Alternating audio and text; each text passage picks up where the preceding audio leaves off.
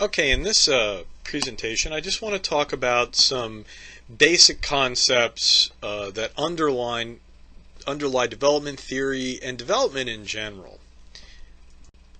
When we talk about development, I think a very important first fundamental condition that needs to be established is security in the rule of law, and Bates talks a lot about this in his book Prosperity and Violence. And the key thing that Bates talks about is that you need to domesticate violence in the country. Now we got the picture, I don't know if you recognize it, that's El Guapo from the comedy The Three Amigos. And interesting enough, this actor got so sick of, he's like, all I'm ever going to play is El Guapo, went back to Mexico, directed Like Water for Chocolate, which is a very arty, nice film. So I always like to give him props for that. But he represents an icon in history, really, of the bandit, right? And of course, we have the Seven Samurai, which got remade into the Magnificent Seven, largely because bandits were around, right? And for a long time, predation was a very big problem, right? That you could get rich by building wealth, or you could get rich by stealing it. And so where there wasn't a good rule of law, a good basis of security and rights in both the person but also in your property, you had a big problem. People would not want to amass a large amount of wealth for fear of it being stolen, and they would have to devote a large amount of their efforts to the security of their property as opposed to maximizing the production of it. And so you would have to hide crops. You maybe couldn't be too wealthy, you would just, and if you did, you tempted somebody to come in and take it all from you. So what has to happen is you have to have political development that establishes, as in Bates's terms, a domestication of violence. That violence has to be reserved to the state. It's got to be taken out of private hands, and then when it's in the state's hands, it becomes a means of not of predation but of security, right? And it becomes the lapdog of development rather than the enemy of it. And along with this, you need to have a rule of law established, because if the state becomes a monopoly user of violence, well, you need to have a rule of law to prevent the capricious use of it or corrupt use of it. And so quickly we move on to this rule of law, right? And Bates talks about, your big problem and kind of a big part of the story of political development in countries is how first the violence is taken out of the hands of basically families who are conducting feuds and doing all sorts of other things, and into the state's hands. But then the state has to be reined in, right? So that it does not capriciously use violence against people. And so that is, these things. So it's not just security, right? We have to go beyond that to a rule of law to prevent the state from being itself a predator. Now, limiting state power. Here we have Darth Cheney, which was funnier back when we remember him as vice president. But limiting state power is very problematic, and in fact, Barry Weingast has called it the fundamental political dilemma of the state, that you have to have a state that is powerful enough to control what goes on in it, to enforce agreements, in terms of economics, the ability to enforce agreements and protect the property rights of people requires a certain amount of state capacity. But once you get a state with that kind of capacity, the problem is it can also itself become El Guapo. It can become a bandit state, a predator state, and this is a thornier question, right? It's one thing to have the rise of these things, of states, and it's one thing to be able to build armies and keep the Vikings out and to clear the brigands out of the woods and all that, and to establish the king as the predominant authority in the country. It's another thing to limit the king. And a notable problem that kings had was making binding contracts. If you are the supreme ruler of everything you can see, like Ertl the Turtle, your problem is that you have trouble promising to do things, making a commitment to do things. And this is particularly a problem in terms of borrowing money. And, kings, as wealthy people with the, tax revenue of a nation, are potentially good credit risks. However, how do you collect from the king? Right? The king may promise to pay you back, but if they are a absolute monarch, meaning their power is unlimited except by God, then how do you collect on a debt?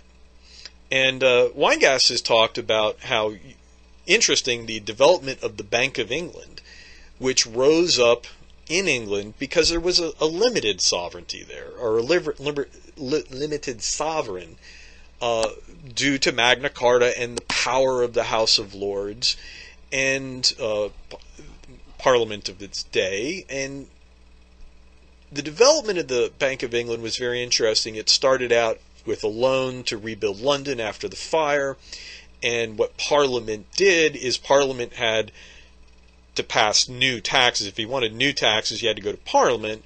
And so Parliament passed a tax and said it will pay back this loan. Now, by the way, Parliament represents all the rich people in the country. So who was making the loan to the king? The rich people. So they passed a rule that said, we will pay ourselves back. And they gave the king the revenue to do it. And hey, that worked pretty well. Rebuilt London. Nice. They kind of, progressed from there, them, doing this on more of a case-by-case basis and having more loans. And this was the key thing, that Parliament had, could pass taxes to pay back the loan, and because they largely represented the creditors, they could make sure that the king actually used that money to pay back the loan. Eventually, they invited all the king's creditors to come together and form the Bank of England, and they created an organization and a formal institution to do this. And Weingas has argued that this was phenomenally important for the power of Great Britain. It explains a lot. It explains why in the Napoleonic Wars, Great Britain was so tough, because it alone in Europe had this Bank of England. It could borrow money. They went to war and they said, selling Navy bonds at 3% and the gold of Europe, even from France, because they didn't seem to think it was a bad idea to loan to the British, even though they were at war. Eventually they cracked down on that, but all the gold of Europe went to Britain. So this is a huge deal, right, when these guys cracked the code on limiting state power. And over time, states have developed rules of law and the institutions for making these kinds of contracts that have largely stood up. And this is a huge part of economic development. And it has to be something that you have to see in other nations, that they have to put these things into place. The other side of the more current issue with limiting state power is corruption. You have rent seeking. Rent seeking is any time you extract a payment for doing something. And so any state, in a lot of states where they have rules for things, licensing bureaus and customs houses, and if you want to get something done, you have to get permission. And when you get permission, you create an opportunity for the person granting that permission to extract rents, right? And when they do that, it becomes a drain on development in the country, right? It becomes hidden costs to the system. And these things have been found to be fairly large, especially in African countries, although recently in the EU has looked at corruption within Europe and found, we have a lot of that here too. So this is always a problem within states, right? That individuals within the state can use the state's power for rent seeking. There's also the problem of cronyism, that if you have this power, you can also favor certain interests over others, which is market distorting, right? It says, well, this business is going to succeed because this person knows that person. And corruption may also be involved in the form of kickbacks. But, more often we think of cronyism as benefiting your political supporters. And with cronyism, you are directing success in the market to people who are not necessarily the best, most efficient generators of wealth, right? Which undercuts the functioning of the market and the efficiency of it, and can be an even worse situation, at least in potential. So these are issues that have historically and currently rise up as being of great importance, and often posing great problems for nations to clean up their act and be efficient.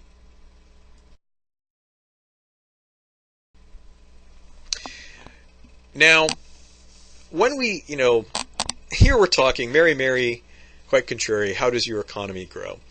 The neoclassical view of growth is often called exogenous growth because it refers to inputs coming into the system. Exogenous refers to things outside, exo. And the basic neoclassical formulation of this, and Robert Solow did a lot of work on this, is that economies grow, especially if we think in terms of per capita income, right? An economy will grow if we add labor to it. Labor is an input, right? And populations tend to grow, although we're seeing some populations go in a different direction in some countries nowadays. But adding labor to it is part of exogenous growth. Suddenly we got more people, either through births or from migration.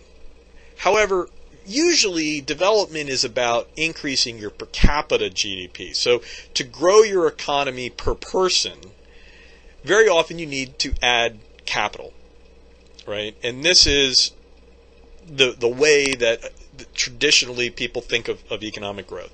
And capital has to come from somewhere and be added into the system.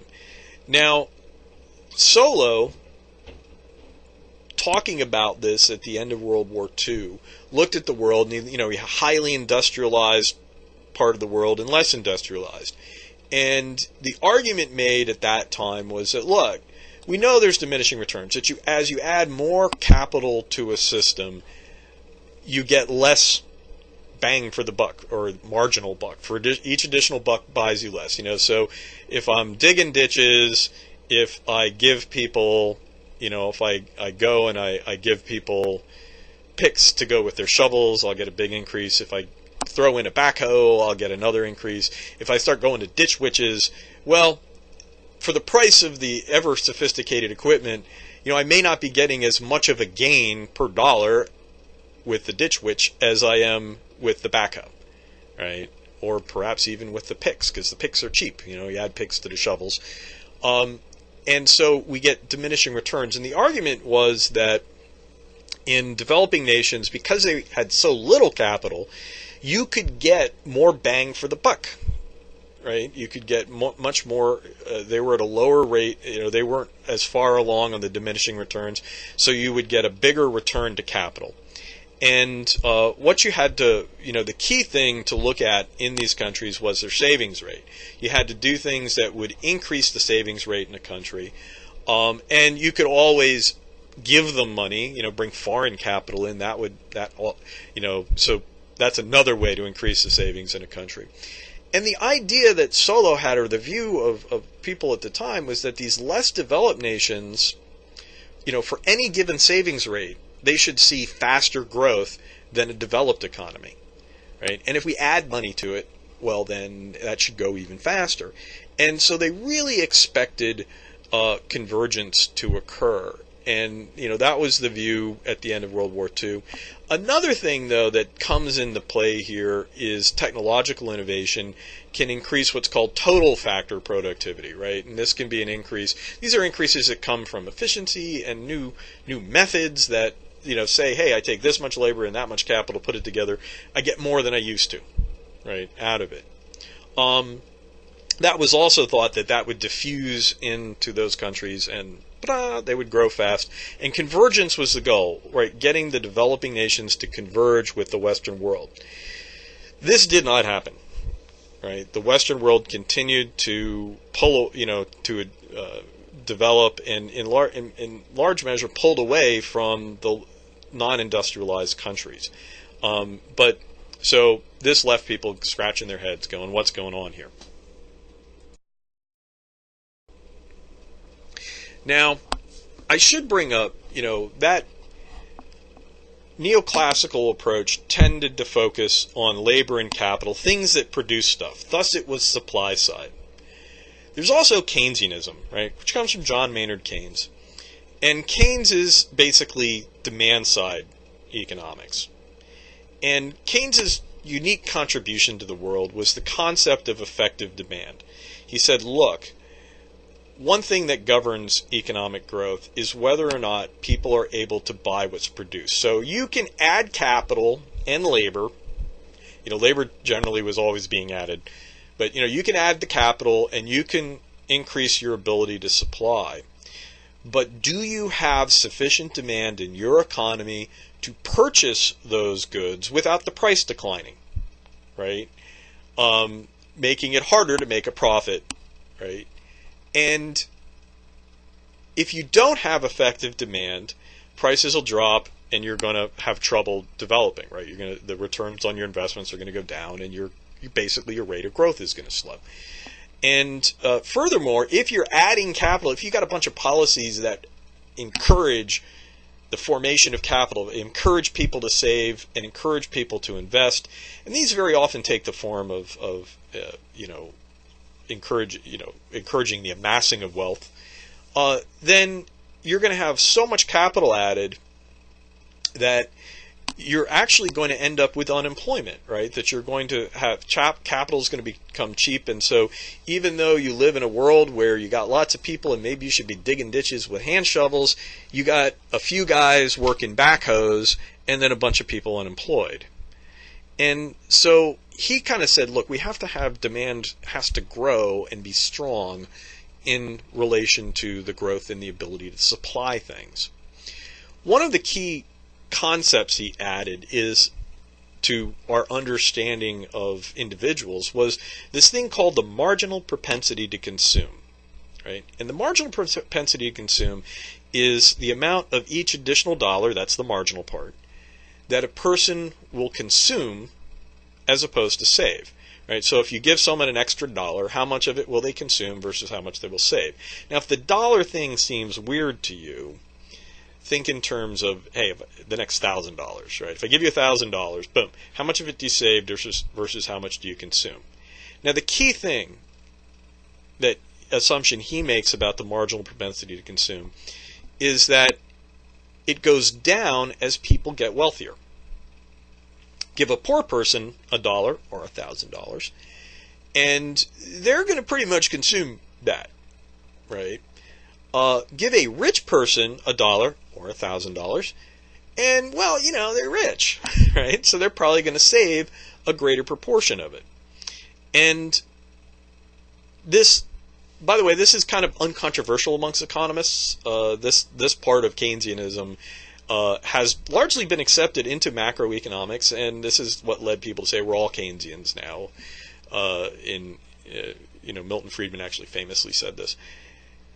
The key insight here was that when wealthier people accumulate too much money, right? And what's too much money? Well, they accumulate so much money, and because they have a low marginal propensity to consume, they save a lot of it, which then makes capital available for investment, right? And spurs greater supply.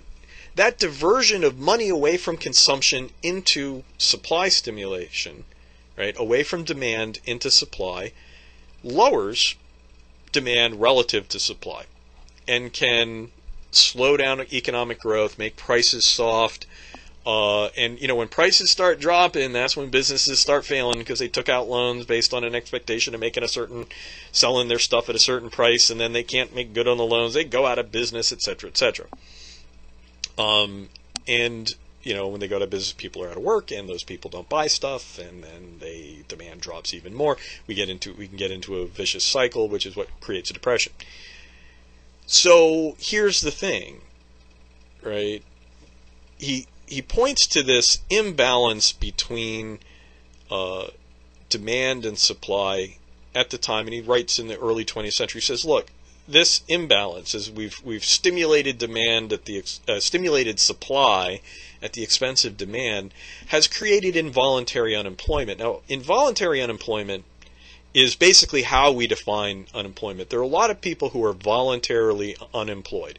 These are people who do not choose to work at the prevailing wage rate, right? And we have large numbers of people of them in our society, generally students, working, young people who could work but choose to go to school instead, people who stay at home, moms and dads now, housewives, house husbands.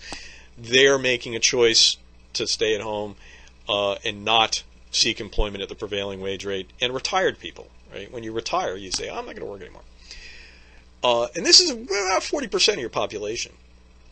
Involuntarily unemployed people are people who would love to work, who really want to work at the prevailing wage rate but can't find a job. If the economy worked, the labor markets would clear. The wage rate would reflect, the amount at which everyone who wants a job at that rate gets it, and anyone who's not working doesn't want it. But we do see involuntary unemployment, and the U.S. unemployment rate is usually based on some estimate of how many people want a job or trying to get a job but are not able to do it, right? Therefore, while we have 40% of our population not working, the unemployment rate isn't 40%. It is 7 or 5 or whatever it is at any given time, and it's based on some estimate of how many people would like a job but can't find one, right? And Keynes said this is why we have stunning wealth besides unemployed, lots of unemployed people in the world. And so he argued that what you need to do is you need to stimulate demand. You need to have progressive taxes so that as people get wealthier, they have to pay more of the government burden because that usually is redirected into consumption. It's either given to poor people who consume it, or it buys battleships, or it builds roads, or it is given to people who are out of work, so they buy food, and it redirects money from savings into consumption and stimulates demand in the economy. So this is why it's recently been bandied about that the top 1% of the United States pay 37% of federal income tax. And a lot of people are like, my God, that's a lot. And the thing is, well, this is Keynesianism. We have a progressive income tax structure. And note, the key thing to note here, and I know I've taken a long time with the slide, but this is a deep concept. Note, the argument for doing this is not fairness, it is not equity, it is prudential. It keeps the economy growing, right? Rich people, we're going to tax you more. And the reason we're going to do it is because we need to stimulate demand, because y'all would just save that money, right? So we're going to tax you more, and we are going to stimulate demand. And guess what? That's going to keep you rich, right? The economy's going to grow. You're going to be better off, right? And so while conservatives might say, oh, the rich people are paying, top 1%, 37% of the federal tax. In fact, like the top 20%, the top 50% in the economy pays 98% of the taxes. And the thing is, and demand is still weak in the United States. So, this is what's keeping us going, right? It is possible, by the way, that you could be in a situation where demand is too tight, right? And I'll talk about that in a second.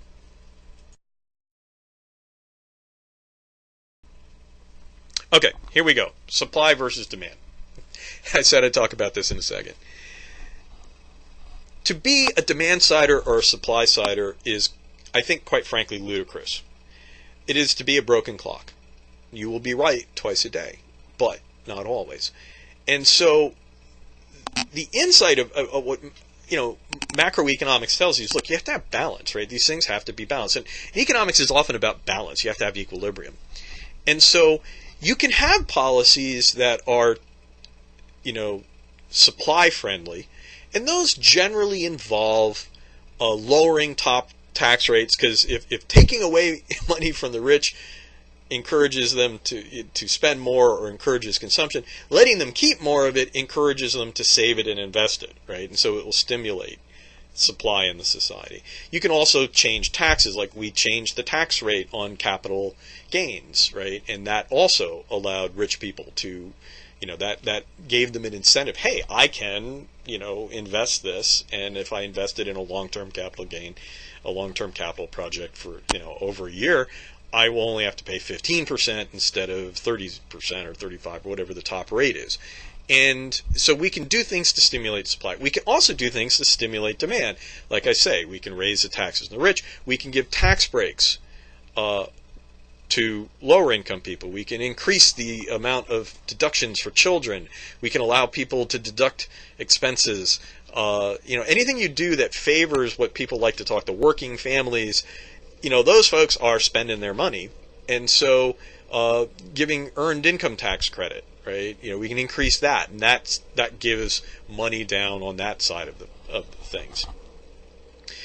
The trick is to have your policies in balance, right? So that you've got strong supply and you've got a balance between supply and demand, that they're both keeping the economy going forward. Now, an indicator of a demand shortage relative to supply, if you see, basically your indicator, when you have a demand shortage, it means people don't have enough money to buy the stuff that you're able to produce. So if you have unemployment, that means, hey, you have an ability to supply stuff, right? All these people who could be in these factories working, but they're not, right? If you have low inflation and low interest rates, right? Low inflation, or God forbid deflation, suggests that they like to say that goods are chasing dollars, right? That people don't have a lot of money and they're not bidding up prices. In the case of deflation, people don't have much money and they're unwilling to buy things at the prices they used to be, right? That indicates a lack of demand relative to supply. Interest rates represent the price of capital. When you have low interest rates, it means capital is cheap, right? So when interest rates are low, and often we talk about real interest rates, inflation, but in situations like today where banks are giving money away, and the Fed has been giving money, practically giving it away for a long time to banks, that indicates that there's plenty of supply, right, in the system relative to the demand. Indicators of a supply shortage: inflation. If dollars are chasing goods, it means that people got plenty of money and they really want their stuff, but not enough is being produced, so the price is going up. When you see high interest rates, that can indicate that that does indicate, especially if they're high real interest rates, right, which is you take the inflation rate out of the interest rate, and that's the real rate. High real rates represent, hey, a high price for capital, which means that people are demanding it.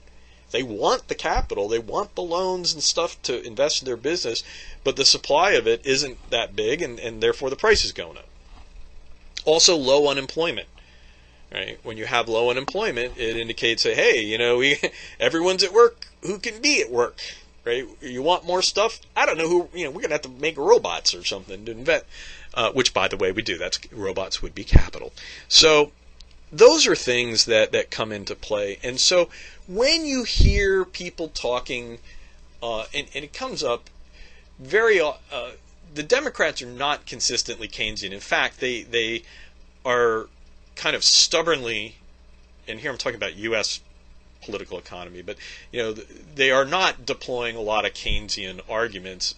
Robert Reich is about the only one out there that I hear making good Keynesian arguments. Usually we're hearing more of a populist tone of fairness and equity. On the right, although some of the new breed of right-wingers are not also making theoretical arguments, but traditionally the right wing has been the supply side guys. And usually you hear much more of a well, we need businesses to invest, and that will get things going. Broken clocks, right? Sometimes it's supply, sometimes it's demand. In the 90s, it was supply, right? We needed to increase supply, and we needed to get interest rates down. We needed to balance the budget, which, when you have a big budget deficit, it crowds out private investment. Money that people save, instead of going into private sector investments, goes into government bonds because they're very safe. And then the government, it's not investing it, it's giving it to someone to spend, or it's spending it on cool missiles, or, whatever. Most of what the government does is consume. And it basically siphons off your investment supplies. So balancing the budget was a very big part of dealing with the supply crunch. But today we are in a position where it would appear that demand is a big issue, and so you have to change your policy tools to suit the needs. Okay, I know this is a very long discussion, but I think this is a very basic and valuable concept that we need to have out there. For developing nations, they also have to get into thinking about this. When they get into crises, they have to figure out, is it supply, is it demand, what's the deal here? And so this is a ubiquitous problem that people face. And it also, the appropriate policies change with circumstances. You can't just say, good old common sense, you always got to run your house this way. It's like, well, sometimes you do, it's an economy. Sometimes you got to stimulate demand, sometimes you got to stimulate supply.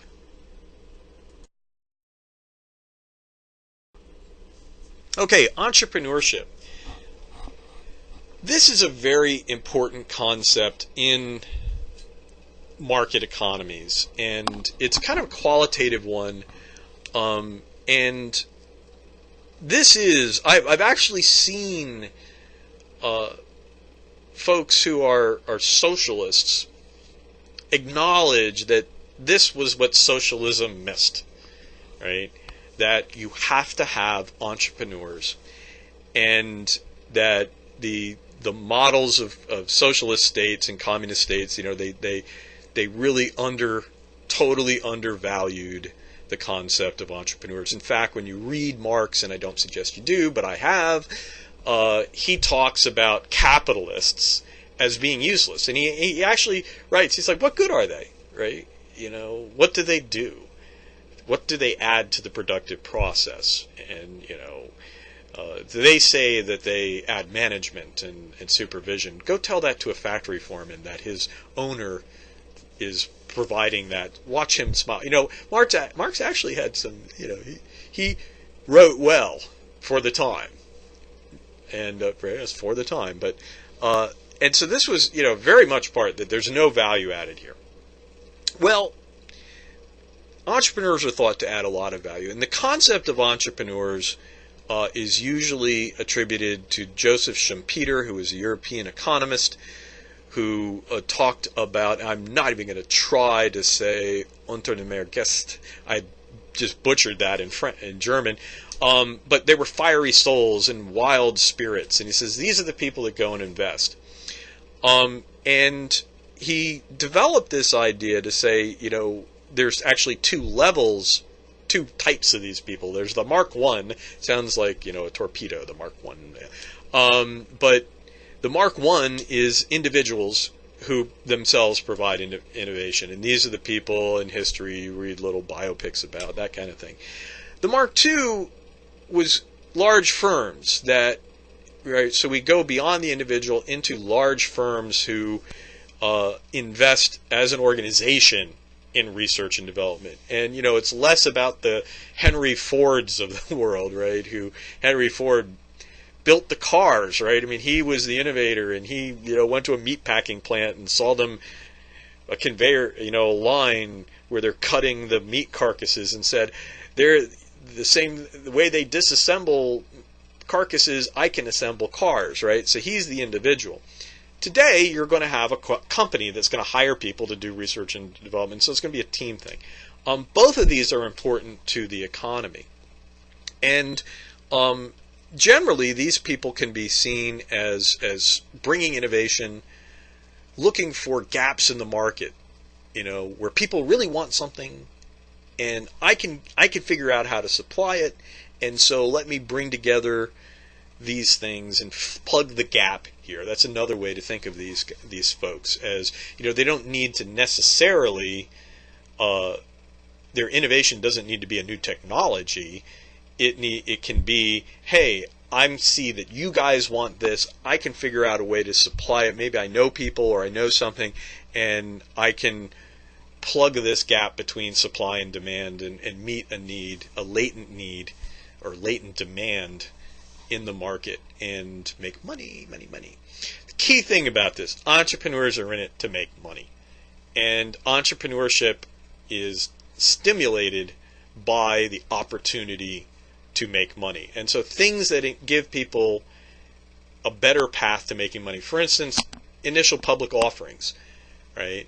A lot of entrepreneurs, they can set up a business, come up with an interesting way of doing something, and then they can sell out, right? They can cash in. They can come up with Starbucks, right? With a new idea like Starbucks, get it going, prove that it's profitable, and then they can sell stock in their company to, take it public, sell the stock, and immediately get value rather than running it for the rest of their lives.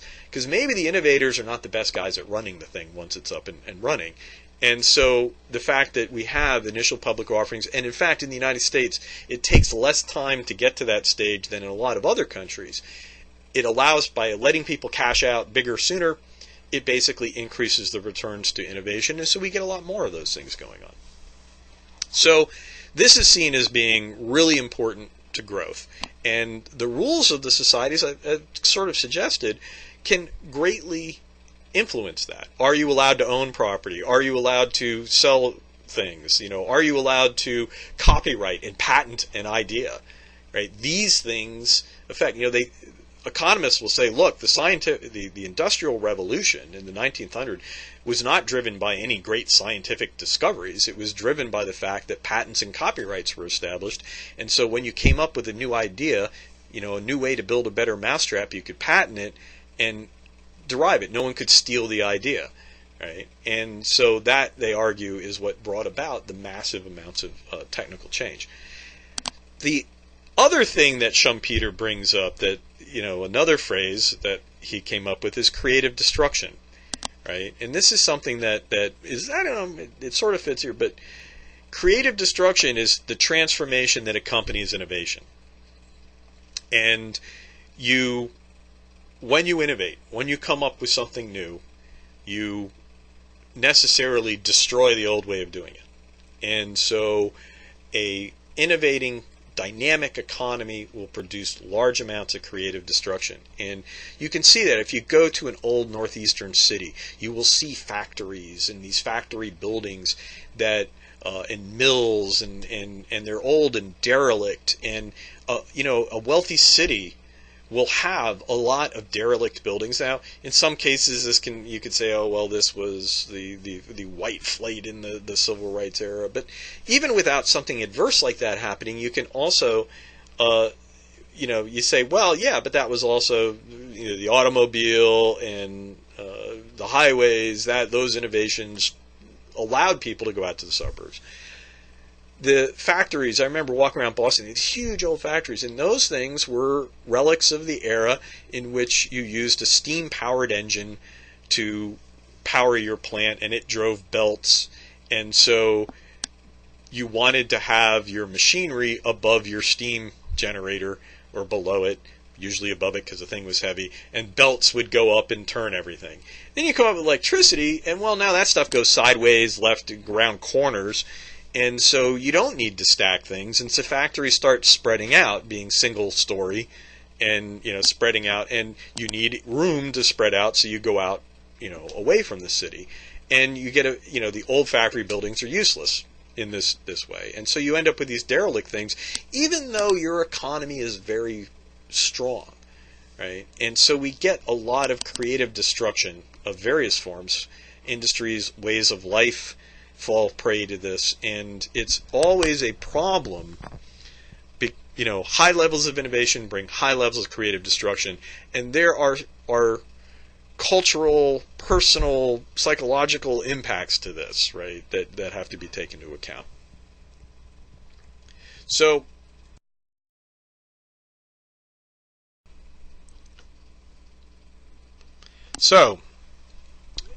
all those are some basic concepts.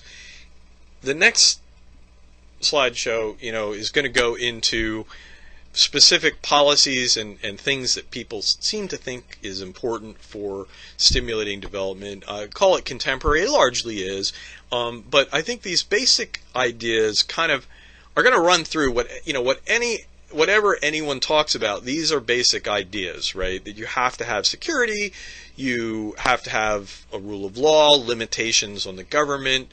The neoclassical view, even though it turned out to be very limited, nevertheless that is important. The idea that you grow by adding capital, and in fact, when you look at East Asia, a lot of their growth, which a lot of people attributed to innovations and better total factor productivity, the Asian miracle, they just do things better. And actually, they invested a heck of a lot of capital. They encouraged high savings rate. They got lots of foreign direct investment. So you had massive capital being added to the system, and it grew in supply. And so these are things that I call them basics because they run through. They're constant things to be applied. And the next presentation is going to talk about particular ideas of, well, how can we tease more growth out of nations?